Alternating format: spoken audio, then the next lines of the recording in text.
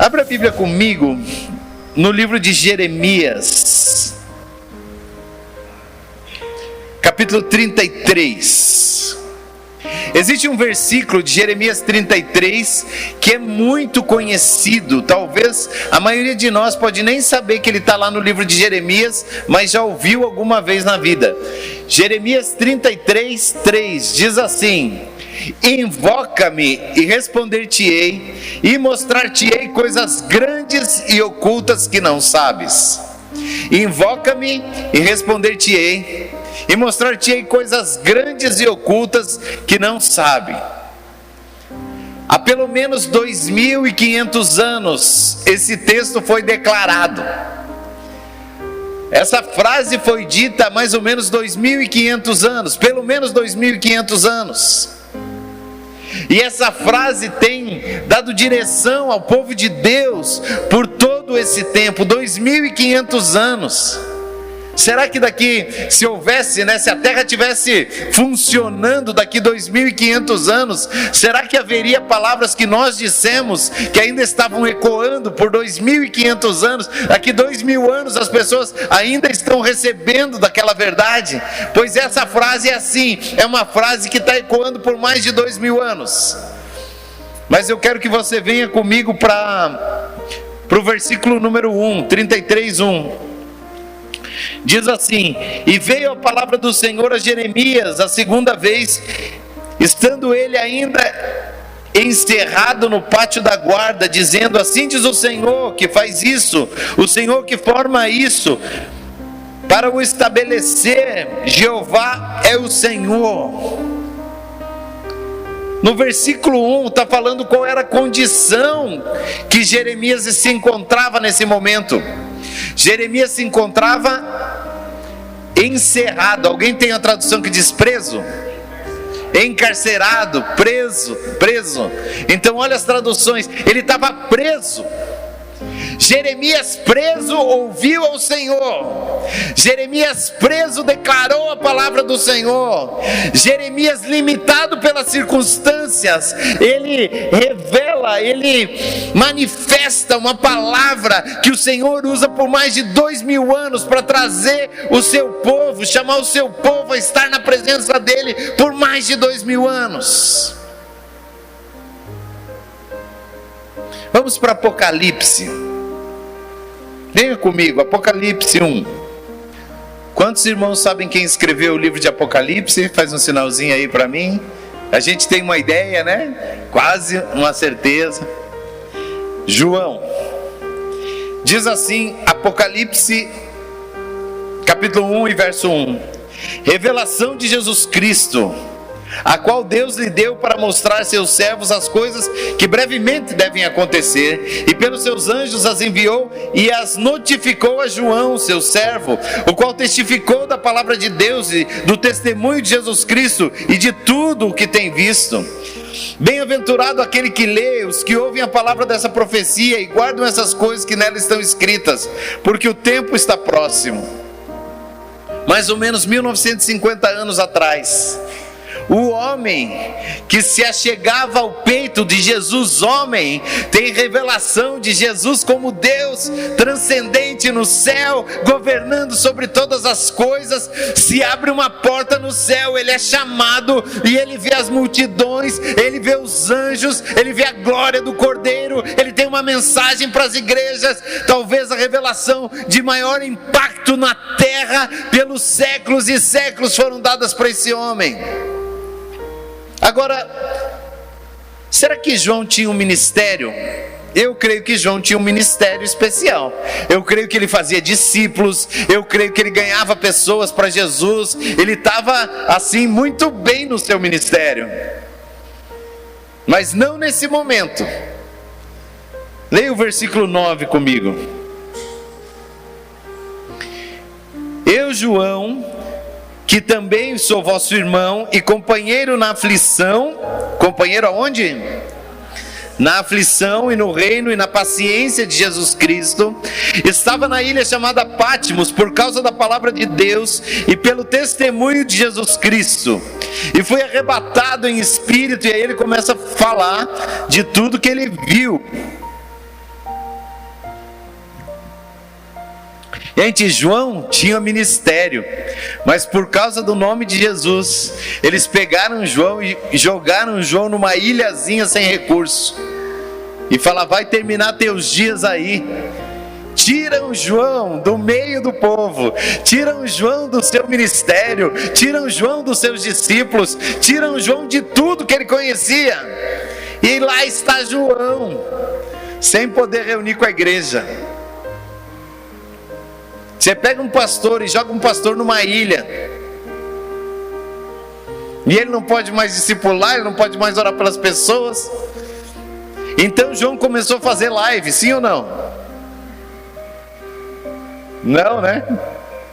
Ele fez a live da época, ele pegou tinta e pegou o pergaminho, pegou lá o que ele tinha na mão e começou a escrever, que era a expressão dele naquele lugar de isolamento. Mas João isolado, João dizendo aqui: estou na aflição, estou na dificuldade, estou na paciência em Jesus Cristo, por causa do nome de Jesus e da sua palavra.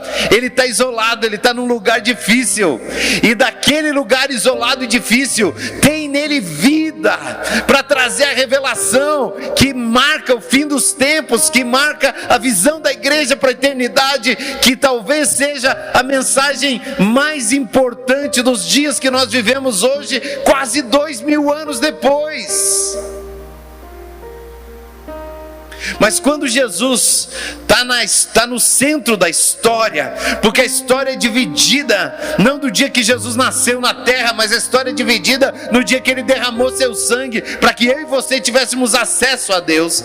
E ele está naquela cruz de braços abertos, e 3 homens estão em grande dor, e 3 homens estão em grande aflição naquele dia. Jesus, que está ali em grande dor e aflição, um ladrão à sua direita,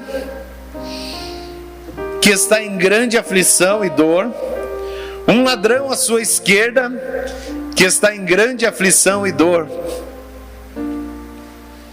E um dos ladrões olha e fala assim: Senhor, lembra-te de mim quando entrares no teu reino. E o outro: o quê? Se ele fosse alguma coisa, ele descia: desce daí, salva vocês, salva nós também. E aquele momento de dor e aflição despertou no coração de um revolta, e despertou no coração de outro desejo pela eternidade. Os momentos de aflição nos conectam ao nosso destino. Os momentos de aflição nos conectam ao que realmente tem valor. E Jesus olha para aquele que clama e diz: ainda hoje estarás comigo no paraíso. Melhor aquele momento na vida daquele homem do que todos os momentos que ele esteve solto na terra.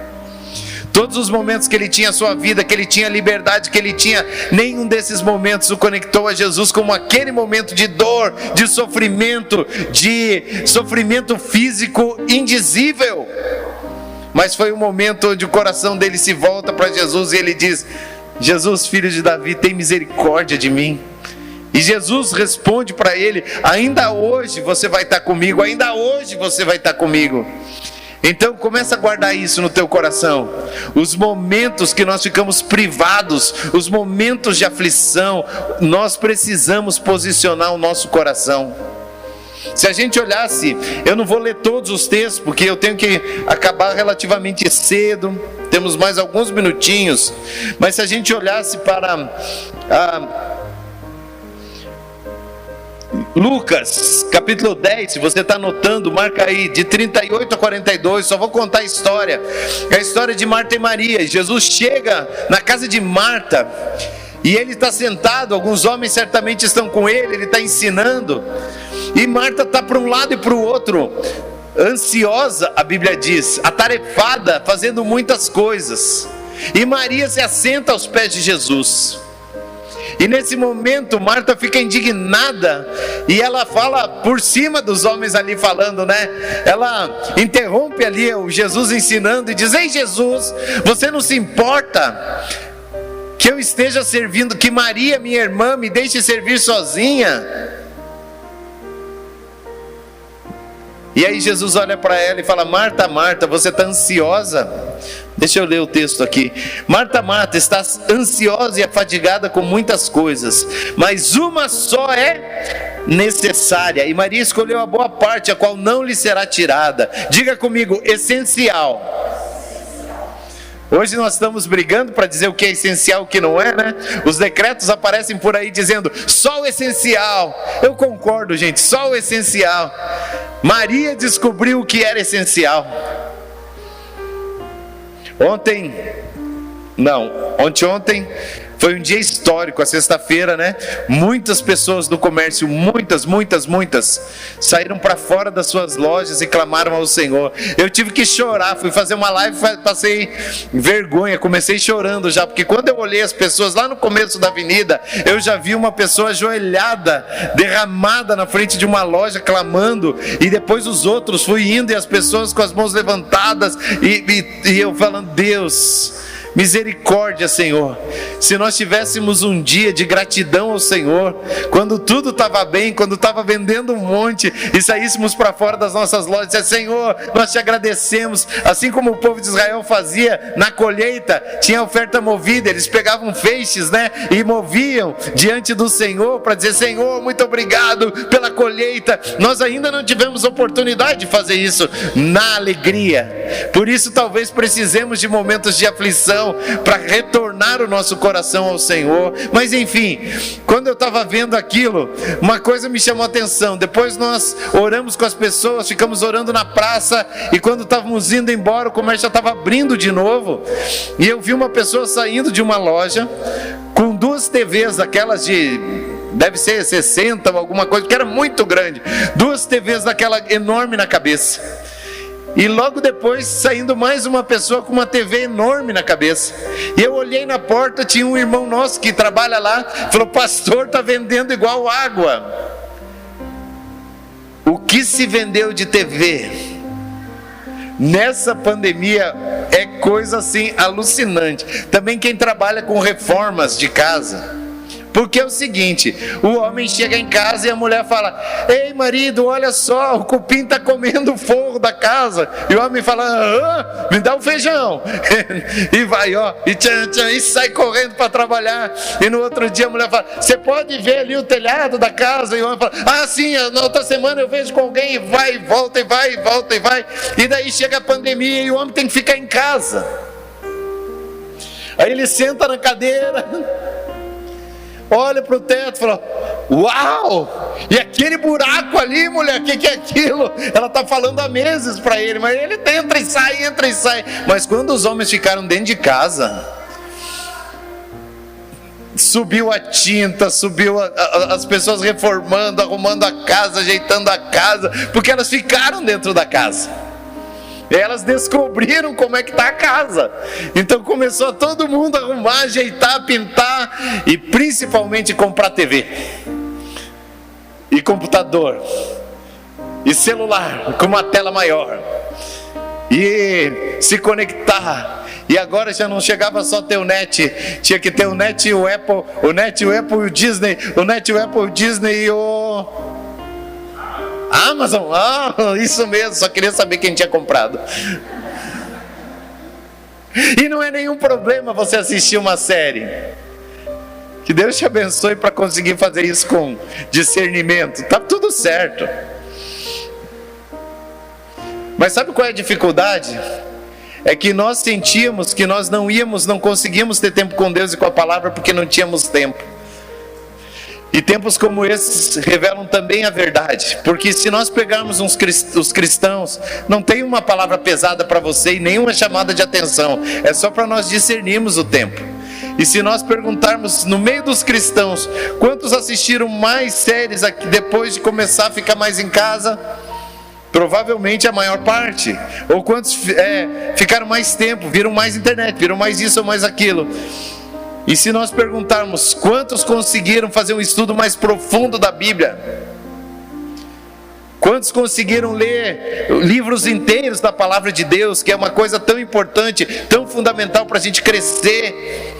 Quantos Quantos de nós conseguimos, né, crescer em profundidade nos assuntos da palavra de Deus? Um livro que moveu o nosso coração além do que era antes.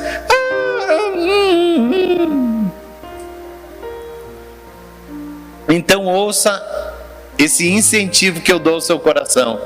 Momentos difíceis, momentos de angústia, vamos cuidar do essencial.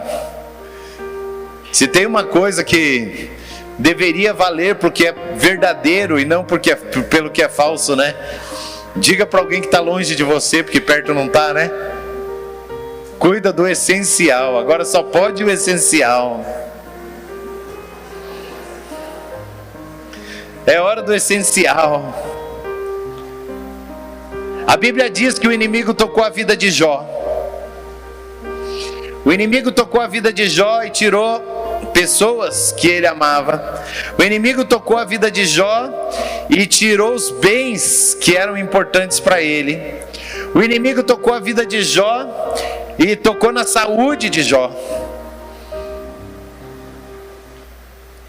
E a mulher de Jó falou uma frase muito interessante. Ela falou assim: Jó, tenha dignidade, rapaz. Não sei de que região era a mulher de Jó, né? Mas eu vejo ela falando assim: cria coragem, macho. Amaldiçoa a Deus e morre infeliz. Olha o teu estado. Você fala de Deus, você serve a Deus. Olha o jeito que você está. Se Deus se importasse com você, você não estava doente. Se Deus se importasse com você, você não pegava Covid. Se Deus se importasse com você, você não perdia alguém que você ama. Se Deus se importasse com você, amaldiçoa a Deus e morre. E Jó olha para ela e fala: cala a boca, louca mulher. Eu recebi o bem de Deus, não receberia também o mal? O Senhor Deus, o Senhor tirou, bendito seja o nome do Senhor. E a Bíblia diz que Jó, ele conhece a Deus no momento de dor, de uma forma que nunca antes tinha conhecido, pelo que o Senhor dobrou tudo quanto ele tinha antes. Quem é você no momento de dificuldade? Quem é você no momento de dor? Querido, a promessa de Deus é que Ele estaria conosco todos os dias, até a consumação dos séculos. Ele estaria conosco todos os dias, até a consumação dos séculos. Ele estaria conosco todos os dias. E eu queria convocar você, não para ir num lugar. Eu quero convocar você, não para ir para um evento, não para ir para um lugar, não para fazer uma demonstração. Eu queria convocar você essa noite para ir para o lugar essencial, como Maria, enquanto uma se agitou, a outra sentou-se aos pés e ouviu o que ele tinha para falar. Deus tem algo para falar para você nesses dias. Deus tem algo para ministrar o seu coração nesses dias. É loucura a gente passar por tudo que está passando e sair do outro lado sem um entendimento novo do que é a presença de Deus. Qual é a importância de estar conectado? Qual é a importância de estar o quê? Conectado com Deus. Deixa eu contar uma história para vocês, me encaminhando para o final. Eu sou de 0 a 10 nessa coisa de trabalhos manuais para fazer concertos em casa. Algo entre meio e 1. Eu até tento fazer algumas coisas, mas depois eu tenho que chamar alguém para consertar o que eu fiz. Preciso melhorar muito nessa área aí. Aí tem uns me fazendo assim, ó, eu também, 2. Mas um dia eu fiz uma coisa tremenda, gente, vocês não imaginam. A gente tinha um micro-ondas, já faz aí, deve fazer 15, 20 anos que isso aconteceu. A gente tinha um micro-ondas, um forno de micro-ondas. E eu não entendo por que pessoas fazem eletrodoméstico com cabo de 50 centímetros assim. Eles acham que a gente primeiro compra o forno e depois manda colocar a tomada onde ele está, né? E não é assim, aquele cabinho desse jeito. Aí o que a gente faz quando acontece isso em casa? Usa uma extensão. Você pega uma extensão e coloca uma extensão lá e liga o bendito. Mas eu tive uma ideia brilhante, gente. Eu tive uma ideia maravilhosa. Eu falei, ninguém mais vai roubar a extensão do micro-ondas. O que eu fiz? Peguei uma faquinha de mesa, daquelas de pontinha de serrinha, e arranquei a tomada do micro-ondas, desencapei. Sabe como os profissionais fazem, né? Desencapei, fiz lá, né? Ficou os fiozinhos douradinhos lá, enrolei, tcharam, abri um pouquinho assim, aliás, né? Com a fita isolante, já eu vou deixar um trabalho super bem feito aqui, bem profissional. Babei lá e tirei um pedaço. Aí peguei a extensão, tirei o lado da extensão, cortei a parte fêmea ali da extensão. Também, né? Abri um pouco a extensão para não ficar próximo, para não aquecer. Perfeito, gente. Uma extensão mais grossa, que eu pensei, não sei se o micro-ondas puxa muita energia. Já viu essa expressão assim? Super profissional.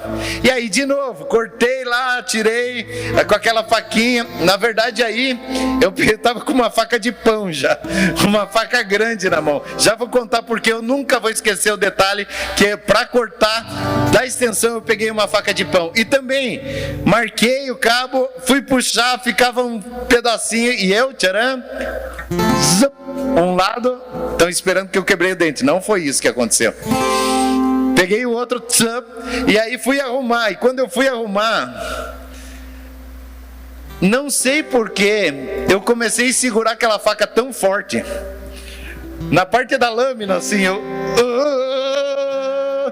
não conseguia soltar aquela faca. Mas eu lembro da raiva que eu tive de mim mesmo quando eu levantei os olhos e olhei a outra ponta da extensão ligada na tomada lá do outro lado, e eu aqui agarrado naquela faca. Eu fui andando para trás assim até que soltou lá. Eu com os furinhos nos dedos aqui, sangrandinho, assim, falando, Jesus amado, não consegui fazer uma coisa tão simples, não acredito. Totalmente envergonhado pela besteira que eu estava fazendo. E eu entendi a lição mais importante que a gente vai ter nesse culto aqui nessa noite. Com quem está conectado não se mexe. Porque quando você não está conectado, o diabo masca você, ele corta você, ele desencapa você, ele faz o que quiser. Mas quando você está na tomada, se ele botar a mão em você, ele vai se arrepender. Eu e você precisamos ir para a conexão com Deus, porque se a gente não está conectado, a frustração nos engole, a tristeza nos engole,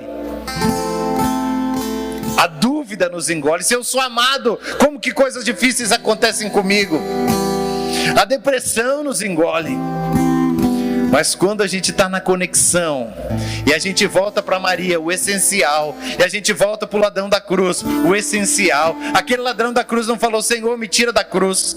Ele disse para o outro, ei, nós estamos aqui porque nós merecemos estar aqui. Ele, porém, nada fez para estar nesse lugar. Jesus, lembra-te de mim quando entrares no reino dos céus. E aí Jesus retorna para ele, ainda hoje estarás comigo no paraíso. Porque ele não tinha interesse em descer da cruz, porque ele não, o maior interesse dele naquela hora não era descer da cruz. O maior interesse dele não era, Jesus, me dá um Dorflex porque está doendo meu corpo. Não era ter menos dor. Ele tinha interesse naquela hora no essencial, de se conectar com a eternidade. Seja o ladrão da cruz, seja Jeremias preso dizendo, invoca-me e responder-te-ei e anunciar-te-ei coisas grandes e ocultas que não sabes.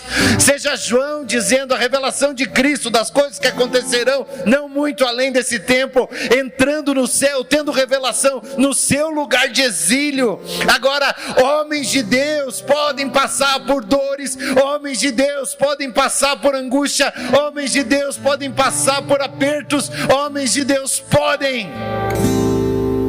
Porque a Bíblia diz na vida de Paulo: olha, eu passei fome, eu tive abundância, eu fui traído entre irmãos, eu fui traído entre pessoas, entre gentios, mas eu também fui bem recebido.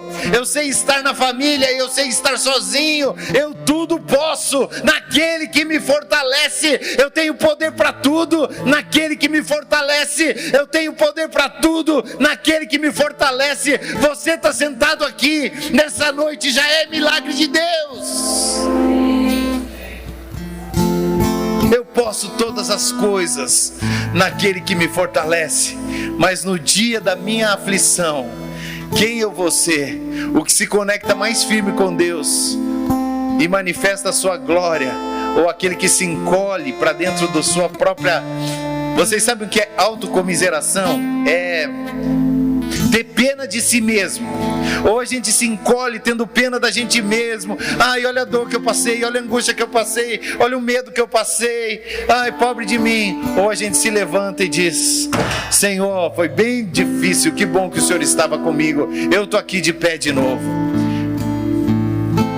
Sabe quando Jesus chama os discípulos, Ele chama e diz duas coisas para os discípulos: vós sois o sal da terra e a luz do mundo. E já que esse culto está cheio de eletrodomésticos, quando a gente fala em sal, a primeira coisa que a gente pensa é no sabor dos alimentos, sim ou não? Mas se você vivesse 200 anos atrás, 500 anos atrás, 2000 anos atrás, quando falava em sal, a primeira coisa que você ia pensar não era em sabor, era em conservação, porque não tinha geladeira. Então o sal conservava o alimento. Porque dizem que o Brasil foi descoberto por engano quando eles estavam indo para as Índias, lembra da aula de história? Para buscar o que nas Índias? Especiarias. Que especiarias eram essas? Principalmente pimentas. Por que pimentas? Porque é o único jeito de fazer os europeus comerem a carne estragada que eles comiam, para não sentir o cheiro. Então tinha especiarias na carne, porque todo o rebanho na Europa estava muito complicado, eles iam perder os rebanhos, porque estava morrendo. E o povo não queria mais comer carne, porque cheirava mal. Então eles foram buscar as especiarias. Quando a Bíblia fala que vocês vão ser o sal, a Bíblia está dizendo: vocês vão ser aqueles, porque vocês estão na terra, a terra não vai ser destruída. Assim como Abraão: Senhor, se lá naquela cidade tiver 50 justos, se tiver 50 eu não destruo. Senhor, mas se tiver 30, não destruo. Se tiver 20, 10, 5, Senhor, não te zangues de eu perguntar de novo. E se tiver, lembram? E o Senhor dizia: se tiver alguns lá, por amor deles eu não destruo a cidade. Eu e você somos chamados para ser esse, que por amor de nós o Senhor vai curar Pato Branco, que por amor de nós, porque nós somos aqueles que vamos dobrar o joelho e que vamos para o lugar do essencial. Para que serve a luz, querido? A luz serve para o dia de trevas. A luz serve para o dia de trevas.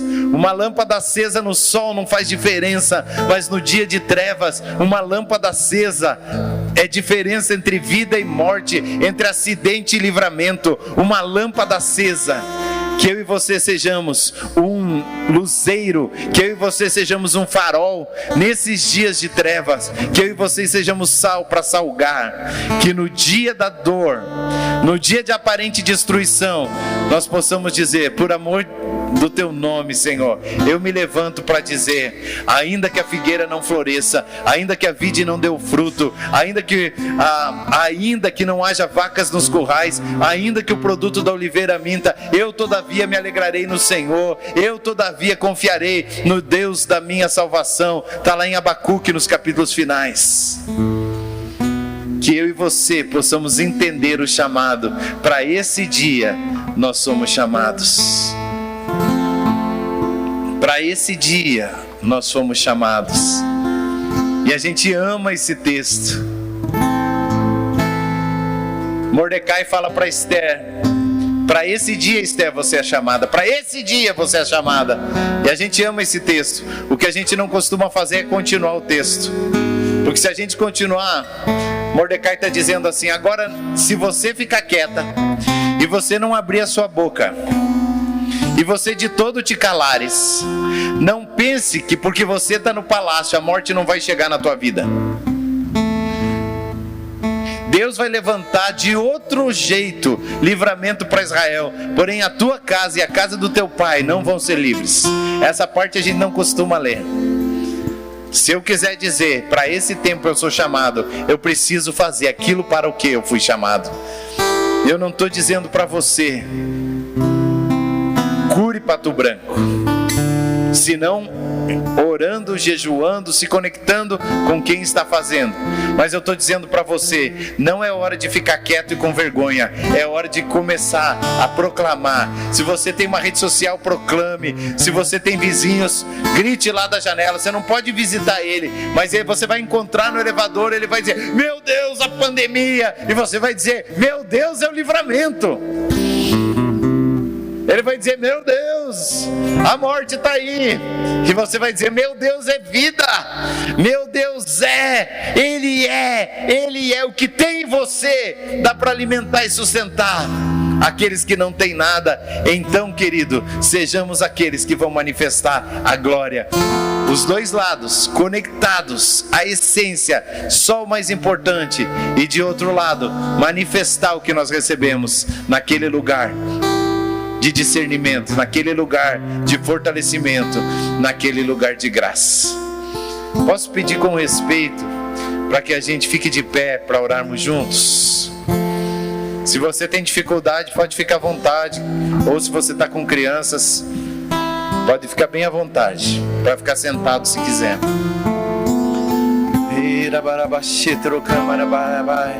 Senhor, nós hoje temos uma gratidão pela nossa vida diferente do que nós tínhamos há meses atrás, Pai. Senhor, hoje nós temos um discernimento e uma visão sobre a brevidade dos nossos dias muito maior do que tínhamos um ano atrás. E Pai, eu peço, Senhor, que a visão mais correta dos nossos dias, a Tua palavra diz que aprendi a contar os meus dias para alcançar um coração sábio, que essa visão de brevidade, que essa visão de que a carne é como a erva e a sua glória é como a flor do campo, Pai, que essa visão nos faça mais profundos em Ti, que essa visão nos faça mais conectados contigo, que essa visão nos faça mais ligados ao que é essencial, Pai, e que essa visão também nos leve a não nos calarmos, a declararmos a Tua bênção, a declararmos a salvação, a orarmos pelas pessoas ao nosso redor, a orarmos pela nossa família, a orarmos pelos nossos vizinhos, a orarmos pela nossa igreja, a orarmos pela nossa cidade, a orarmos. Papai, eu te peço em nome de Jesus. Papai, eu te peço em nome de Jesus, leva-nos para esse lugar de discernimento e ação, em nome do Senhor Jesus. Pai, eu peço agora especialmente pelo papai dessa igreja, Pai, pastor Eliseu, pastora Clotilde, Senhor, tenho visto eles, Pai, em esforço sobre-humano, Pai, estão cansados, estão extenuados, estão sem forças e continuam. Deus, às vezes tenho medo que nem sobrevivam, Senhor. O meu coração fica apertado por vê-los assim, mas Pai, eu sei que estão respondendo o Teu chamado, Pai, e eu sei que o Redentor vive e reina. Então, Pai, eu te peço, fortaleça-os, Pai, guarda-os, Senhor, envolve-os em proteção, que a vida deles esteja na Tua mão e usa-os, Pai, para a plenitude do Teu chamado para a vida deles, em nome do Senhor Jesus. Todos, Pai, que estão envolvidos com a Lissara Pato Branco, Pai, sejam guardados pelo Senhor. A Tua palavra que diz que o Senhor é galardoador, que eles recebam, Senhor, a paga pelo que eles estão se dedicando, Papai. Eu clamo em nome de Jesus e abençoa a vida deles e de todos que estão nesse projeto. Agora, Pai, eu te peço que o Senhor levante homens e mulheres para servirem, Senhor, também essa cidade, para abençoarem o projeto, para abençoarem essa cidade, Pai. Eu clamo em nome de Jesus. Clamo, Senhor, que o Senhor desvie deles o olhar dos maus, o olhar dos inimigos, aqueles que já se levantam contra a vida deles, contra o que eles estão servindo e fazendo. Eu te peço, Senhor, levanta-te, guarda e desvia, Senhor, a espada do inimigo de sobre eles, para que o teu nome seja engrandecido ainda mais uma vez através da vida deles nessa cidade, em nome do Senhor Jesus. Pai, eu te peço por tantos que estão aqui, Pai, servindo o Senhor, que o Senhor faça resplandecer o teu rosto sobre eles, Pai, que as firmes misericórdias do Senhor estejam sobre eles, Pai, que a bênção do Senhor alcance a saúde de cada casa, Senhor, Pai, que a bênção do Senhor alcance os relacionamentos em cada casa, que seus filhos, seus irmãos, sua família estendida, Pai, seja guardada pelo Senhor, de cada um que está aqui, Pai, em nome do Senhor Jesus. Senhor, os que já têm passado pelo vale da sombra da morte, os que, Senhor, ainda talvez nem saibam dos livramentos que já tiveram, Pai, dá-nos consciência dos livramentos que o Senhor nos dá todo dia, e que, Pai, possamos nutrir um coração grato, mas principalmente, Pai, eu peço que o Senhor faça resplandecer o teu rosto sobre a tua igreja, sobre aqueles que podem estar aqui, sobre aqueles que não podem estar. O teu rosto resplandeça sobre a tua igreja nessa semana. Conserva a tua casa em plenitude de paz e em ação, em nome do Senhor Jesus, em nome de Jesus. Vamos dar uma salva de palmas a Jesus, digno.